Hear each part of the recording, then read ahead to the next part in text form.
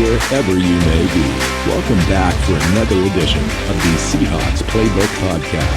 Join your host, Bill Alvstad, and co-host, sports writer and football analyst Keith Myers, as we talk Seahawks football.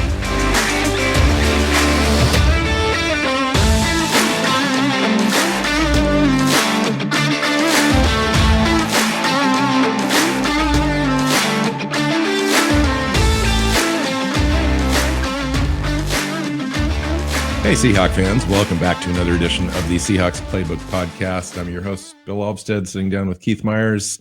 Today, we're talking about offensive position groups and roster evaluation and team needs at each position group as we kind of set the conversation up as we go forward in the offseason.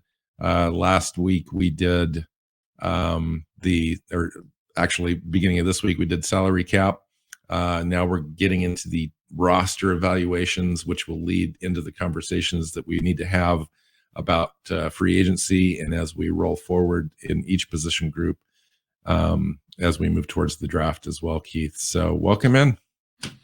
Yeah, this is the start of a long process, which is way more fun than I think most people I know. We really do get into it. And it's fun. I mean, each year we've really kind of taken the off season seriously. I think that's why we decided that we were going to be a 52 weeks a year show originally, was because this is a process that we enjoy personally.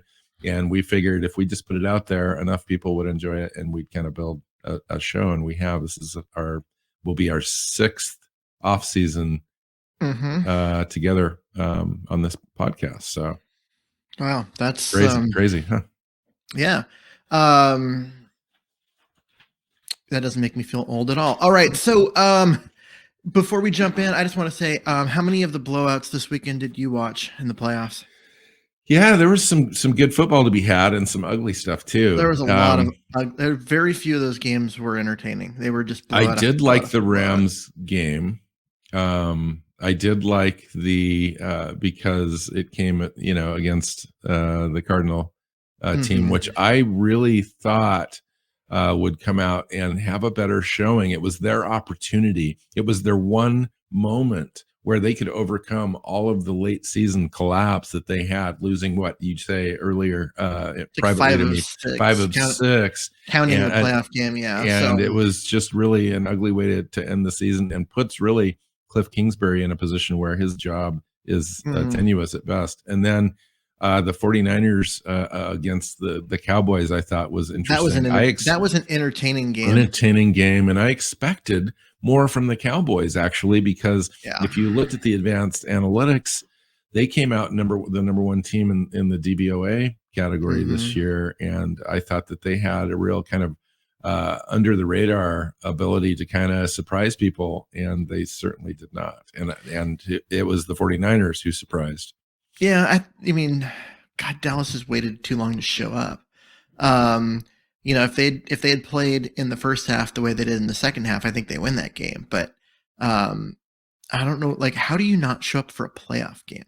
Yeah, you know what I mean? How do you come in unprepared or just not ready to go for a playoff game? I mean, it's insane, but kudos to the 49ers for going out, take advantage of it and winning a game. I mean, they had that team ready to play. Yeah. That's the difference in the two teams right there. I don't think the 49ers aren't as good talent wise, but they're better coached overall. And I think it says a lot about Shanahan and that coaching staff. And, they came out and just kind of dominated that game early. And then, Dallas just couldn't get themselves back in it. And then you have the end of the game, like complete mess that was. And to have, the coach and whatever come in and blame the official and all of that, like that, no, that's on you, dude. It's on you and Dak. And you guys screwed that up. And if you play the other 59 minutes, you don't have to worry about what happens in the last minute. So, the other game go ahead. I would say that was an entertaining game and one of the few non-blowouts. And that's why I would ask you about the week of the blowout. So the Cincinnati game, I enjoy Cincinnati being back in the playoffs and having success. And I'm really rooting for a guy like Joe Burrow, who had that devastating knee injury and then coming back the way that he has. The Bills winning, I think is great. So overall, I'm, the teams that I normally don't follow, I appreciate them for the way that they, there's some kind of new teams out there. I always root for a Bills team that's really struggled in the playoffs. The last time that they were really relevant, having lost 3 Super Bowls and all that kind of stuff, 4 in a row. 4 in a row. Yeah, that was a long tough. time ago. Yeah, I know, but you know what I mean. So it's great to kind of see those franchises. If you're kind of into that thing where you just root for good stories, that both those are great. How about you? Yeah, I mean, I rooted hard for the Bills because they were playing the Patriots, and I mean, who right? Who doesn't like to see the Patriots get blown out, especially, well, unless you're a Patriots fan. But everyone likes to see the Patriots get blown out. But I really felt the Patriots were a paper tiger all year. Yes, at one point they were the number 1 seed, but you look at who they beat, and they beaten the Jets twice and the Jaguars and the Lions, and they were just playing all of the if they were a really bad team this year, the Patriots played them and beat them. And I always felt, like I said, I thought they really were a paper tiger. And when they played better teams, you saw it. And in this game, they played the Bills, which is a division rival, and they literally could do nothing to stop the Bills. The Bills were simply the better team on both sides of the ball, and it showed. And so I felt, I don't know, a little vindicated because I took a lot of heat for saying the Patriots weren't as good as their record. And okay, I feel better now. But that game was fun for that reason. But for the most part, God, these games were they weren't that entertaining. I didn't even watch the end of that particular Bills game because it got so blowout-ish. I was like, I'm gonna go get some that off. Yeah. So this show, we're focusing on the offense, even though everything in us wanted to kind of look at the defense because of the Ken Norton situation and the potential of having an outside look at all the coordinators that are available, might be available to the team to look at. Also, Clint Hurt, we talked about being there on their short list as well. So you kind of want to look at the defense, but we're going to save that conversation. Hopefully, maybe they'll have a better idea, or at least we can see who the types of coaches that they're really interviewing by the time that we do the defensive side of the ball for this show early next week, and we can have that conversation, save that for next time. But the offense is interesting, and I think made more interesting actually by the success that we saw in the last 4 or 5 weeks of the season with Rashad Penny being able to run the ball and seeing really the offense come to its full potential, maybe not full potential, but really darn close, at least a lot better than the first half of the season when the team really kind of struggled for a variety of reasons. And then Russell Wilson got hurt and came back a little soon from his injury, struggled in those 5 games or so. And, but finally the last 4 or so with Rashad Penny having major success running the ball really allowed the offense to kind of operate to its fullest look with Shane Waldron, and ensured that Shane will return next year. And so I'm excited to kind of have that as a known quantity, but there is a lot of different roster opportunities and a few talent deficits at different position groups that I think we need to address today. Well, for me on the offensive side, there are a couple positions that they have to address, but mostly what they need to significantly improve their depth. When guys would get hurt, especially at running back, it took all season until Penny got healthy that they finally were able to get the offense rolling, because they had a lot of names at running back, but no one who could carry the offense the way that they need, because this offense as designed needs a running back that can actually do the job. And it can't just be some guy, off the street, or, some guy that plays special teams and is going to get by. They need a bell cow. Chris Carson was supposed to be that guy. He's not that guy because he can't stay healthy. Rashad Penny wasn't supposed to be that guy, but for the first time in his entire career, he looked like he could be that guy because he looked really good. those last 5 or 6 Yeah, games. no, he was the best in the NFL. He looked special, like Mhm. a cut above. And if you continue that for in an entire season, he would have a historic performance on our hands. And so that's intriguing. And he's an unrestricted free agent. So the Seahawks are going to have to solve that. Yeah, let's go through this because you could say the same thing about you could say the same thing about 2 or 3 positions. So I'm anxious to get to those conversations as well. Let's start at the running back position. So Chris Carson, I heard from Pete Carroll give a little clue as to the idea of, and this was via Corbin Smith reporting, that Chris Carson is had a successful surgery and is looking forward to returning to the team. And so that was the tidbit that gave you a clue that at least Chris Carson has it in his the idea is that he would at least be in training camp next season. We did not know that even just a week ago.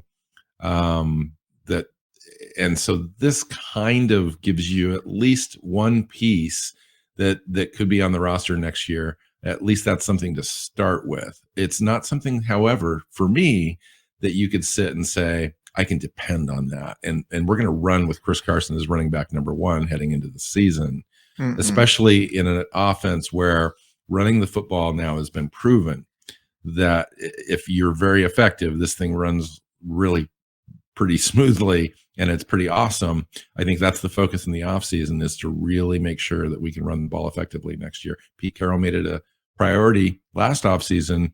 They didn't really completely solidify that spot with guys that are proven to be healthy and available all the time. How do you think that they address that this year, Keith? Well, I look at it. I mean, you started with Chris Carson, and then there's Penny. Penny was the better player who played more, which I know you say that about Penny, and his whole career has been nothing but one big injury after another.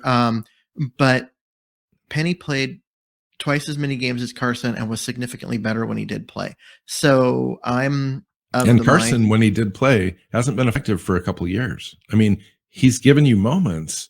Yeah. But they've protected him so often, and he's just can't put a string of plays together in a game where he doesn't, raise his hand and sub himself out. It's a concern. It really is, even if he comes back. Yeah, and coming back from that neck injury, it's a similar neck injury to what ended the careers of Cliff Averill and he had fusion. He had fusion in his neck. And that's the type of thing that. I just honestly, I don't think he should come back, and that's not a player talent evaluation. That's simply you have a life after football. Thing. Well, I will tell you this. Now that I know that it's fusion, and that's how they corrected the situation that he had, I will say this.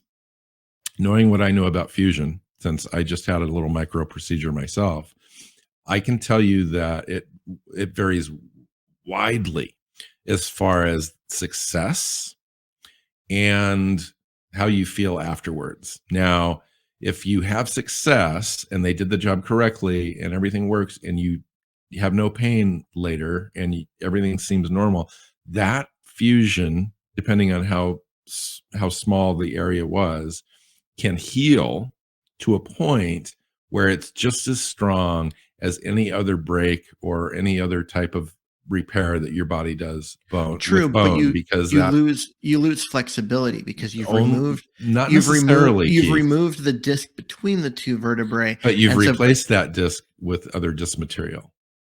So what happens is that disc is removed. They take bone and your own blood and they make a slurry and they put a new disc in there, and then they wrap a little cage around that and sustain that with a spacer essentially that is bolted in. So it then solidifies. It's not necessarily, even if you fuse one joint to another joint, you're only really affecting the one joint where you put the slurry in. And so you lose that you don't really lose flexibility now like you used to. You used to have to fuse a larger section, and it would reduce flexibility, sometimes 90%, other times down to 50%. Now you have about 95%. You're still taking two vertebrae and fusing them together. Correct. to make one bone. Yes. once it finally heals. So you lose flexibility because you lose that motion in that one vertebrae, and so, or not one, that one disc. And so that's what I mean. Like it you become more susceptible to serious injury afterward, and that's why I think that yeah, especially for a running back. I mean, it's the same thing that I believe it was Peyton Manning had on his neck. Yeah. That led to the team being bad enough to draft Andrew Luck and Manning moved on. My larger concern, Keith, is the idea that I've been told with mine, and granted I'm older, no doubt, right? But I've been told with mine that it takes a year to 100% heal, to where it's completely, you've given your chance for that fusion to take place, and the bone that grows around that is solidified to the point where the structure is at 100%.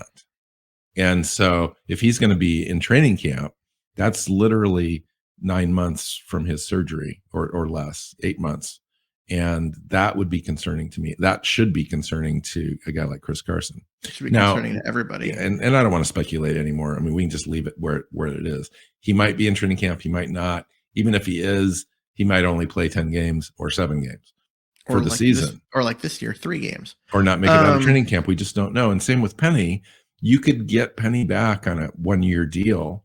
That would be optimal for Seattle. We just don't know if he's going to be available. The market might dictate that he's going to get a 3-year contract from somebody. That could be Seattle, could be somebody else, depending on what Seattle wants to do. I would be afraid if I was Seattle to throw guaranteed money out at a 3-year contract for Penny, given his injury history. So that's a real decision that needs to be made there, Keith. Yeah, and it comes down to the market for him. I think they're going to let him test the market a little bit with an offer on the table. And so he'll get to go look, see if any team is going to look at the last 5 games and be like, okay, this kid's special. Let's bring him in and roll with him. Or does every team look at the previous 3.5 years before that stretch where he barely played and was, mostly ineffective because he didn't play much, and go, yeah, we'll pass. And if the market is what I think it's going to be, which is going to be really limited for him, I think he comes back to Seattle on a 1-year deal. My bigger problem is that if you're bringing him and Carson in as your 1 and 2, you've got the same situation you had last year, which was a mess. Yes. And I honestly don't think that it's in your best interest as a team to have those guys be your 1 and 2 anymore. So, okay, if you're going to bring Penny back because you think he's the better player and the more likely to give you the majority of next season, then I think you part ways with Chris Carson and you bring in another guy, like you draft a guy that you believe can carry the load for your team. I think that's a good strategy. The question is, when would you cut Chris Carson? Post June 1st or before, to give him an opportunity to land? And would he pass a physical? He wouldn't pass a physical. So that question. So you're going to have to release him with an injury designation. Yeah. And so which will cost you a little bit of money, but yep. Or I guess technically, if you're going to do that, you could wait till he's healthy and then cut him and use that post June 1st designation for that. Or you could just say, you know what, we're going to keep him. We're going to bring him into the roster. And we'll make a decision on him and Penny at the end of training camp when we see which one of them, if either, is healthy. So yeah, if you cut him, it's gonna leave you with $3 million of dead cap, but you're gonna save $3.4 million in salary in 2022. So Chris Carson is likely, to me, I think your scenario is probably most likely. And if that's the case, I think Chris Carson is off the roster before training camp. And we bring in somebody, whether it's a veteran, to be a placeholder before the draft, and that could be likely as well. A guy like Alex Collins, for example, or similar, and a draft pick where I don't know if it's going to be a high, like number 2 overall, not number 2 overall, but our first draft pick in the 2nd round, like on a CJ Spiller or whatever type guy that could seriously be your franchise guy. I don't know if you're going to have that level of commitment, but maybe they should, given the fact that they want to ensure the fact that they're successful at running the ball. I don't know. Well, it's going to depend on what they were able to do in free agency at other positions, because they've got other needs beyond running back. Yeah, that let's they talk have to about address. that. So let's get the quarterback situation out of the way. So we know we've got Russell Wilson. Speculation aside, let's just stay away from that for now. Let's just say Russell Wilson's on the roster, and we'll leave that conversation for another time if something changes. Mhm. The other guy that nobody really talks about, in fact, I left him off my original roster when I sent you a roster, was Jacob Eason, who we acquired off waivers from the Indianapolis Colts. And I just want to talk about Jacob Eason for a minute, because we really didn't spend a lot of time talking about him in this season. And if he is on the roster and they really are considering him as being a backup as number 2, and we'll talk about Geno Smith in a minute,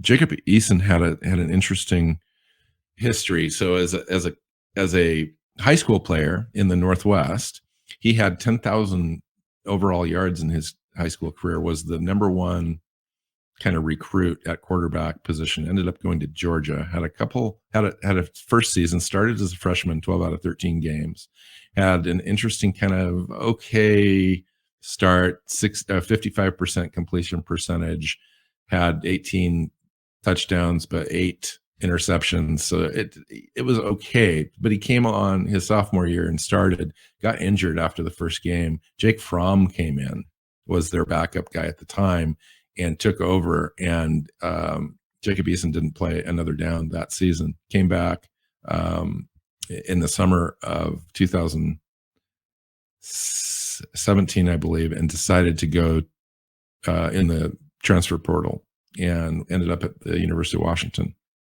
and had a single season at the University of Washington where he had like 3,500 yards, 65% completion percentage, had a higher touchdown to interception ratio, and got drafted in the 4th round by the Indianapolis Colts. And then was there behind Phillip Rivers, which was a pretty ideal situation if you really think about it. Same sort of quarterback, pocket guy. Jacob Eason has a horrible 40 time straight line speed time of like 4.89. So he's not that guy, but he's got the prototypical height, weight, speed stuff going on, where you've got 6'5", 220 pounds, with a really strong arm. So he can get the ball all over the field for you without any pressure. But the one thing that he's really not great at, not known for at all, is being able to operate under pressure. So he's that guy. And which means he's not a guy that I would want behind Seattle's offensive line. True, but those are the sorts of things that you work on every day as a pro and under pro coaching and so forth. And has he had any opportunities at the pro level to really show that he's grown or had growth in those areas that he's been deficit in? I just don't know. Now, the Seahawks brought him in for a reason and kept him on the roster. So I'm just not sure how to think about that. Well, I mean, part of it, there could be a couple different things. One is when the other players on your roster are Wilson and Smith, then who do you have run your scout team when you're playing against a Carson Wentz? Or type of guy who is big, strong, stands in the pocket and throws the ball 100 yards downfield. You don't have a guy like that on the roster, so you don't have a fill-in. It makes it hard for your defense to prepare. So there is that element to it. And also, but for me, I just look at it and I go, okay, if I'm going to have a backup to Russ, and we're going to run the Shane Waldron offense that we saw the last 4 or 5 weeks, 6 weeks, where they're running the ball and there's lots of misdirection and rollouts and throwing on the run and that kind of, I want a player who can do that. And I don't see. Yeah, that's an interesting point about the rollouts and the moving the pocket and so forth. I'm not sure Jacob Eason is the guy for that. He's not the guy for that. Accuracy wise and being able to get the ball everywhere, he is that guy. But yeah, I'm just not sold on the idea that I'm not sold that he's in the last 5 weeks of the season.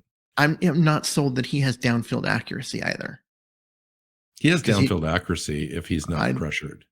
I'm not sold on that, because I watched him in college miss wide open receivers down the field. Yeah, when there wasn't pressure. And so I don't believe he's got downfield accuracy. He's accurate in the short and mid range, but down the field, he doesn't have any like good touch on the ball, and he's really just not an athlete. And so he hit all the moving around and stuff. It's not going to be pretty with him. Okay. So let's evaluate. Okay. So we know Jacob Eason may not be the answer. Let's talk about Geno Smith for half a minute. We know he's not the answer. We saw him for 3 games, and he gross. Got arrested for DUI here just a week ago. Yeah. I think his time in Seattle has reached an end. I mean, he was here to be the backup to Wilson when this team was competitive. They were like, okay, we need a guy that has starting experience that can come in and win a game if they have to, play 1 or 2. But what he did was come in and lose games, and he was unable to keep the Seahawks afloat when they needed him. And to against bad teams. Against bad to the point where Wilson had to rush back way too early from that finger injury, right? because they knew that Smith was going to tank the season. It ended up Wilson coming back too early, also tanked the season, but at least there was the unknown. Well, what I'm just saying, I know but we know that Smith was isn't a great the answer. Coin tosser. I'll say that. He was a veteran guy who could do a lot of the things that rusted just at a lesser level. We thought he was a guy that had starting experience in the league, but if you're for the level of play that he gave us when he came on, I'd rather have a younger player with more upside because they're going to come significantly cheaper. And for the 5th year in a row, I will talk about the idea of developing a quarterback on this roster and drafting one that makes sense, and we can talk about quarterbacks later on as we do the draft position group evaluation stuff. But I don't understand why we haven't had a quarterback in place. That's why Jacob Eason I thought was kind of an interesting, because he's a guy that's drafted in the 4th round that does have some potential talent that you might be able to work with if he continued to develop as a pro under pro coaching and stuff. I just don't have access to that information. I don't know. But clearly, like you said, Geno Smith was not the answer. I do agree that they move on from that now. It'll be interesting to see what they do as a backup this year. Okay. Running back. We talked about everyone else except for DJ Dallas and Travis Homer. I just wanted your take on those 2 players before we move on. Well, both of them showed that they're kind of the same guy. DJ Dallas is great on kick returns. I really liked what he brought. Yeah, Travis Homer was great as a guy that got downfield and made tackles. And both of them showed talent getting out of the backfield on 3rd down, catching the ball, doing that kind of stuff. But they've also both shown at this point that they aren't the guy that's going to run the ball. Yeah, they're complementary guys. And be that running back. I think you keep one of those 2 to be, kind of your 3rd down back / special teams player, and you move DJ on Dallas. from the other one. Yeah, I mean Dallas is the younger of the 2, and they won the longer team control and more upside in general. Yeah, but at the same time, Travis Homer wasn't terrible this year. I thought he improved this year. He did, but he's enough. But he's not a guy. He's not a guy who's ever going to run effectively between the tackles. I think that you keep him just because he's under contract and cheap. He knows your offense, and he improved. So there might be some opportunity there for continued growth. And you bring both of those guys into training camp, and you basically compete them against each other. Or if one of them gets hurt, well, then the other one wins the competition. So, but I do think that neither of them is the answer at running back. And no. I think that Chris Carson is not the answer at running back. I think that Rashad Penny could be if he resigns and stays healthy. Yeah. And that's a lot of ifs for that position group. Exactly. And so what I look at when I see this is there's a lot of names, but I don't see a single one that I trust going into next season. Isn't that the truth? Yeah, that's one of the weaker position groups right now on paper. Yeah, they need a guy. You brought up Spiller from out of Texas A&M. I think that would be a great fit. But are you going to spend a 2nd round pick on a running back? I don't think that would be as wasted as the Eskridge pick the year before. Yeah, in the 3rd round. Okay, speaking of Eskridge, let's talk about the wide receivers. To me, on paper, this is the best depth Yep. This is the best position group on the offense. Yeah. So let's talk about that. We know that Tyler Lockett, DK Metcalf aren't going anywhere. We did talk about in the salary cap show about an extension for DK Metcalf and what that might look like. So we won't have to review that. The Eskridge, I think, needs to have a larger role in this offense. He had a devastating hit earlier in the year that really set him back. He fought through an ankle injury as well in training camp, didn't get a lot of time there, plus the concussion. He just never got in sync in this offense until maybe the last couple of games where he had a few plays run for him. Freddie Swain, I thought, was steady as a number 4 wide receiver, number 3 wide receiver. Oh yeah, not steady, not special in any one thing. He's not a special player. We know that, but you can't load your roster with everyone being a special player. That costs too much. There's a salary cap. You need guys that are cheap, that get the job done, that play hard, play well, do the little things. And he's that guy. I mean, he was effective at using the space created by the superstars on the outside. And I like Freddie Swain in that role. He's been good. And I with those 4 guys as your as your primary, go-to guys, the roster looks good. There's a depth concern because Eskridge, couldn't stay healthy, and then the team just lacked wide receivers when he was out because they only had 3. And so they need to find something else. Penny Hart was one of those guys this year. He was on and on, on the roster and never really made an impact despite getting all the hype in training camp. Just never really did anything. He's an exclusive right free agent. He'll be back with a chance to make the team. John Ursua, who is yet to, I think he has 1 career catch. Also an exclusive rights free agent. He will also. And he's back. 30 years old now? Yeah, I mean, he was drafted when he was 25, I think. I think he's 47. Yeah, he was drafted when he was 25. He's been here for 2 years and has 1 catch, or he's been 3 years and 1 catch. 3 years now. So he is already on the older side. There's not at this point. He is what he is. You can't really talk about upside with a guy that's already 28. So, and then you've got a bunch of guys that were signed on futures contracts. People we know. Aaron Fuller, Cody Thompson, Cade Johnson, they were all with the team this year, mostly in training camp and on the practice squad. And then Matt Cole, who is kind of a late addition. Matt Cole. Yeah, Matt Cole. Yeah. Okay. But none of those guys are guys that you look at and you go, oh, they're going to take that step for next year. I think you add one more to this. Obviously, you're not adding a top end guy like a Lockett or a Metcalf, but you're looking for someone that's going to be. You might get a hedge. Yeah, but it Yeah. depends on what's available. But if you can get a guy at the Freddie Swain level in terms of talent, you bring that in. So you have that fifth wide receiver in case someone gets hurt in training camp. Mm-hmm. Yeah. So what do you think about the hedge idea with like a DK Metcalf? So maybe you look for a larger, big-bodied wide receiver, possession style guy, maybe not a guy that stretches the field per se. Maybe you do, but a guy that can be an underneath guy for you that's a big body. Like Colby Parkinson, we'll talk about the tight end group next. Mm-hmm. That can do that because DK Metcalf's going to have a big time contract, and he could be a guy. I don't know what his personality is. Maybe he's a guy that takes an extension right away with the Seahawks, or maybe he wants to test free agency. Maybe he wants to be the guy in an offense, and he knows that he'll never be that in Seattle the way it's currently constructed, and so he holds out, or he gives. I don't see that happening. If the Seahawks are wanting to give him an extension and they're willing to step up and pay him, I see him signing.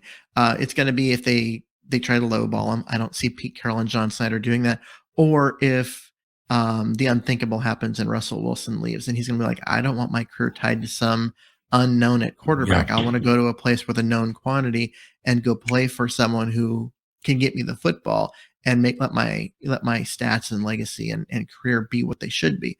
And so, but as long as Wilson's in town, Metcalf's gonna re-sign. He's gonna be here. I don't have. I agree. I agree with that. I agree with that. All right, tight ends. This is a weak group. All of a sudden, we've got Will Disley and Gerald Everett are unrestricted right now, and Colby Parkinson's the only tight end currently under contract on this roster, which leaves it lacking, to say the least. Yeah, and he's been here for 2 years. He hasn't played that much. He played more this year. Actually got involved in the offense a little bit the last couple of games, finally. Yeah. Right. And I mean, the guy's like, what is it? 6'7". 6'7". I was going to say 7'12". And he runs like a guy who's really tall, and as in he kind of got those long baby gazelle legs when you see him run. But he's a big target. But he's a big target. He's got good hands. He's because he looks funky running doesn't mean he doesn't have the athleticism and the quicks and everything. He's a guy that you could use as a slot receiver, a guy that lines up in line. I wouldn't use him as a blocker much, but he's got talent. I think he's definitely a name that's going to be around. The other two guys, and Will Dissly and Gerald Everett, have different skill sets completely. I mean, Will Dissly is a guy who is practically a right tackle. He's a very good pass blocker, and that's what they use him for. He doesn't do much else. He had some plays earlier in his career where he flashed maybe some potential to get out into space and make some catches, but that was before a torn Achilles and a torn knee, and I don't think that athleticism has translated, because when a couple times he did get out into space this year. And maybe that gets better this next year, just because it's a really full 100% recovery and he's more confident. Well, this was also the second. This is also the second year after those injuries, because he was here a year ago, and we're like, okay, he's back. He was working his way healthy. He'll be if he's going to be back to normal, it's going to be better in 2021, and this is what we saw. So I don't know. Then he'll be more than 2 years out. Really, he also Keith wasn't terrible. Gerald Everett did take that role basically, and ended up with 48 receptions or whatever. And the ball just wasn't going around the way that we thought it would this year early. Offense just didn't have a lot of opportunities. And so Will Dissly's production was way down. I'm not really talking about his production so much as just what I saw on tape. Yeah, true. Okay. So what do you think of those two guys? What do you think happens in the offseason? Honestly, I could see both of them returning. Me too. Will Dissly as a blocking tight end is not going to find a huge market, because those guys don't tend to get paid. And I think he's more valuable to Seattle than he is to most other teams, because of the way that they use their tight end as basically a right tackle. And he's one of the few in the league that can handle those responsibilities and do them all right. So I think he comes back relatively cheaply. Gerald Everett's going to cost a little more, but he really excelled in this role. He's had kind of the best year of his career. Had some untimely drops, but other than that, he performed well. Yeah, he had a couple of games that were like, what? But then the rest of the time he did pretty well. And him and Wilson really kind of developed that rapport. So when Wilson had to get the ball out of his hands very quickly, he almost always looked to Gerald Everett. And so I think they both come back. Everett's going to be a little harder to retain and cost a little more, but I could see them both returning. Okay, so I'm going to let you kind of take the lead on the offensive line. To me, this is definitely a weakness overall, especially on the depth side, and even at tackle, we currently don't have much there. The cupboards are bare, so what do we do? Especially and at center, let's start. I was going to start there because Ethan Posik missed the first chunk of the season. Kyle Fuller played. That was just terrible. Posik came back. It wasn't much better. And then Posik actually rounded into form and was part of the reason for the team's success down the stretch, was that he was better. And so that was nice to see. But at the same time, he's a guy with an injury history, and he's not a special player. He's probably slightly below league average as far as centers go. What do you do with that? Do you bring him back again with another 1 or 2 year deal and hope that he's a backup and try and find that, or do you let him walk? I think they do that part. I do as well. Fuller as a restricted free agent is not worth a restricted free agent contract. He's not going to get paid $2.5 million. He'll be non-tendered and leave. More likely is that Dakota Shipley, who they brought over on waivers And then all he ever did this season was play special teams. All you need to do is extend him a minimum deal, and he's not unable to go because he's a restricted guy. Yeah, and a minimum deal for a restricted guy is very little. And so I expect him to be back. So my guess is that you come to training camp with Posik, Shipley, and insert third party here, who is going to either be a free agent acquisition or a draft pick, but a relatively early one on both of those. I think so. Because they're looking for a starter. They're looking for a long-term answer. Long-term answer and really a solid contributor. Mm-hmm. Like a Gabe Jackson level, Lewis level kind of player on the interior. That interior, if you solve that center position, would kind of solidify that spot for the next 3 to 5 years. Really. Yeah, and I would also, if I was them, I would look at moving Pierre-Olivier Lestage from guard to center. I think his skill set and athleticism fits well there, and you basically build him as your backup center for a while. The other person you could do that with is Phil Haynes, but I think that he's better suited at guard. So, but at the same time, I mean, you have 3 guys on the roster at center. None of them are a starter. The best one is a free agent. The cupboard's bare there. So even if you bring back Posik, you got to let Fuller walk. And you bring back Shipley, you still need a starter. So you're going to have to go get one. At guard, you've got your starters. Damian Lewis and Gabe Jackson are the guys. And Lewis struggled a bit this year. He struggled with injuries a lot. And that was hard to see. But when he's healthy, he's very good. And Gabe Jackson was the best offensive lineman on the team this year. Most consistent for sure. Yeah, just straight up. And so I think you've got your starters. Phil Haynes is that restricted free agent again. I think they non-tender him and then try and bring him back for less. Lestage is back on a futures contract. So I think they move him to center, but there's there. And then he does have some of that experience too in his background. Yeah. And so I look at that and I go, wow, you've got your starters and you've got a guy that you're going to non-tender and then hope to bring back and a futures contract. You need depth. You need a guy that can come in and start if somebody gets hurt. And they don't have it on the roster now. They need an interior, do everything guy, which Ethan Posik was before he became the starting center. He was that guy that could play. It's almost like they might draft a guard center in the draft, a guy that can play both and hope to either take one of those spots or the center spot or be the swing guy in the interior that can play multiple positions. Yep. And play all 3 positions. And then, you've backfill the roster with whatever you find, because you've got your top, you've got your guard, your 2 centers, and you've got your backups are in place, and then you just can fill in and develop someone. So guard I think is actually okay simply because you've got your starters.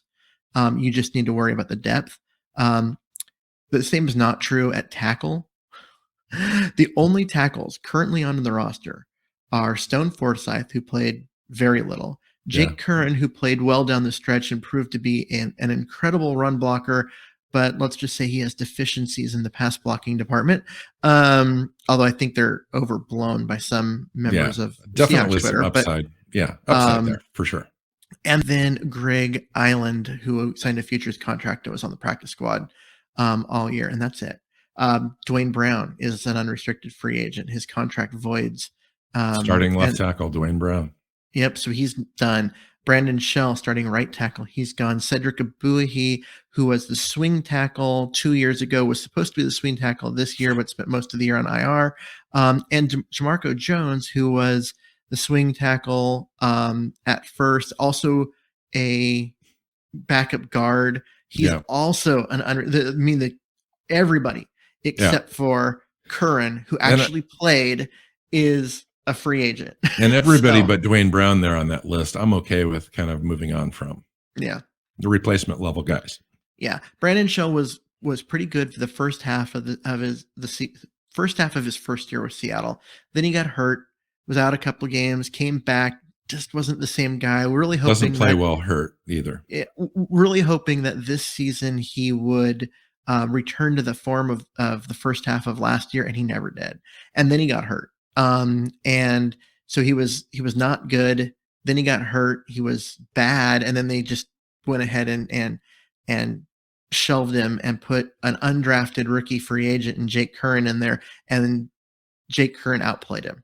Which will give you an idea of where Shell was. Abuhi is replacement level guy. They just liked him because he could play both positions. And Jamarco Jones was a guy they drafted and has been a big kind of disappointment. Other than the fact that he could play 4 positions on the line, and that made him valuable. Which goes to show that the draft evaluation on him was correct. He was originally a guy out of Ohio State, but undersized. Originally had a second round grade by a lot of people in big boards and so forth, and then fell in the draft, and there was a reason. And I think we saw it. Well, yeah, and I think that the evaluation for him was he was never a left tackle of the future, which some people wanted to paint him as, just because he played left tackle at Ohio State. He was a guy who was going to be a swing tackle. I liked him better at guard. He actually played a little guard, I think his rookie year, and looked good. I thought they'd leave him in there, and they didn't. They left him out of tackle. I agree. And I thought that was not the greatest choice, but he is what he is. He's there. But he's a replaceable guy. Same with Abuhi. Same with Shell. So what do you do at the top, Keith? I think you bring back Dwayne Brown on a 1 or 2 year deal with that you can get out from underneath it if his play continues to deteriorate. But you are not replacing your left tackle and your center in the same offseason when you have a guy like Curran who is got a lot of development to do before he's prime time ready at right tackle, and you've got no depth on anywhere. You're talking about they're already going to be bringing in like 10 new offensive linemen into training camp. Right. You need some stability. And so I would bring back Brown just for that reason, and then let Stone Forsythe push him, or, just if you're going to bring in draft another tackle and let that player push Brown. And if they can beat Brown out, then, trade Brown to a left tackle needy team during training camp who sees theirs go down. And if they can't beat him out, then he's your starter. And just know you're not going to get as much out of him next year as you did this year, because you didn't get as much out of him this year as you did last year. So he's in that deterioration point. It seems overall, when you look at the roster this time of the year, it seems really out of whack because we just haven't filled any positions, right? But overall, this seems like a fairly typical offseason where we may need 3 new starters, of which 2 of them could be familiar backfill if we sign our own unrestricted free agents, and then really only 1 new starter overall, maybe at center. But even Ethan Posik could be coming back. Yeah. And then at running back possibly as well. Yeah. Look at this. Ethan Posik has some value to Seattle. So I could see them bringing him back, because either he makes it back and earns the starting job, or he makes it back and is the interior do-all guy that can come in and play center, guard, on both sides guard. And you need guys like that. You need there is value there, and so he's not going to be expensive. Yeah, so he's going to be a guy that's going to be slightly over minimum with small guaranteed money. Yeah, and so I see him coming back for that reason. Like I said, the guards are set; they need depth, and you can do that. Tackle's a different story. You have to go figure out what you're going to do. If you think that, I think likely they're spending some of their free agent money, and they have a bit. Yes, they do. Likely going to spend a good chunk on a player. Yeah. Whether that's Dwayne Brown at $10 million on a 1-year deal, or it's somebody else, they're going to throw a little bit of money at that spot. Yep. And they need to. It's too important not to, but you've got Curran as your only guy with starting experience, and that's only been less than half a season. And right. You got Forsythe, who we all believe has left tackle potential as a pass blocker, but his run blocking is suspect. And this is a team that wants to So maybe run the Jake ball. Kern and Stone Forsythe can get together in the offseason and kind of swap some skills back and forth.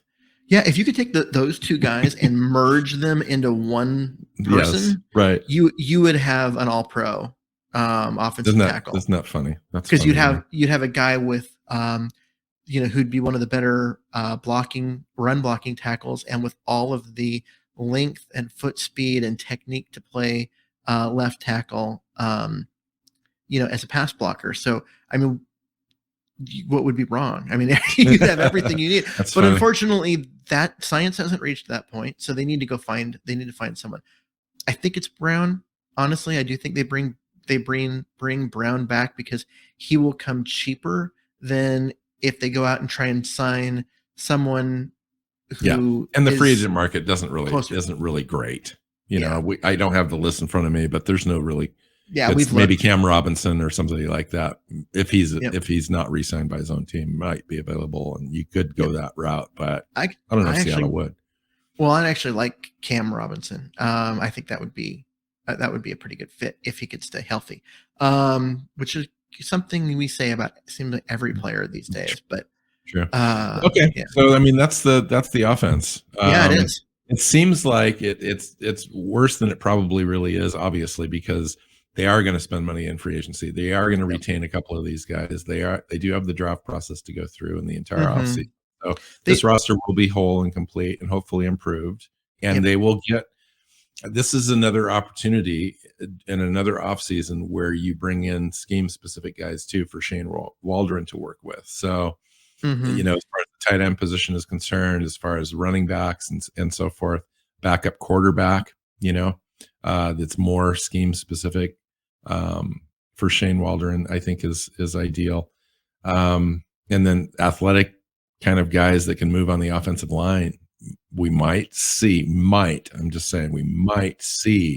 a slight difference in philosophy in evaluating some of those guys. What do you think about that? Just real quick before we head out of here.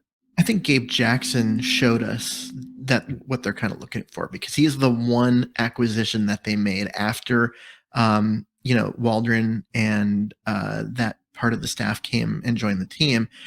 He's a guy with good mobility, works well in space, more athletic, not more known more as a pass blocker than a run blocker, but is not a deficient run blocker by any means. And so I could see that being kind of the prototype of what we're looking for, which honestly is Dwayne Brown. I mean, he is. Yes, right. Sure. He fits that same description. He's just older. And it does not fit Jake Curran, who was the guy that they inserted into the lineup and saw great results with. So I don't know. I think that we need an off season to really evaluate where this team is going to go with that, because we have essentially one player acquisition to base it on, and that may not be a fair. Oh, and Dakota Shipley was acquired at the beginning of the year based on some of those attributes, but we never saw him really play. And quite frankly, I don't know enough about him to know even if they really seriously think that he's a future player for them, other than just a developmental guy. I don't. There's no clue at all on that. Yeah. Okay. So let's get out of here. The next time we see you, it'll be about the defense, or we will have information and news on the defensive coordinator type stuff as well. Maybe that's a combo show. So we'll go from there. So until next time, follow Keith on Twitter at Myers NFL. I'm NW Seahawk on Twitter. Seahawks Playbook.com is the website. You can find everything there. Find us on your favorite podcast platform and YouTube. And remember to subscribe and share the show. That would be awesome. So until next time, go Hawks. Seahawks Playbook Podcast listeners, thanks for joining us for another edition of the show. You can find us on Twitter. Bill is at NW Seahawk, Keith is at Myers NFL, and the show is at Hawks Playbook. You can listen and subscribe to the show at SeahawksPlaybook.com.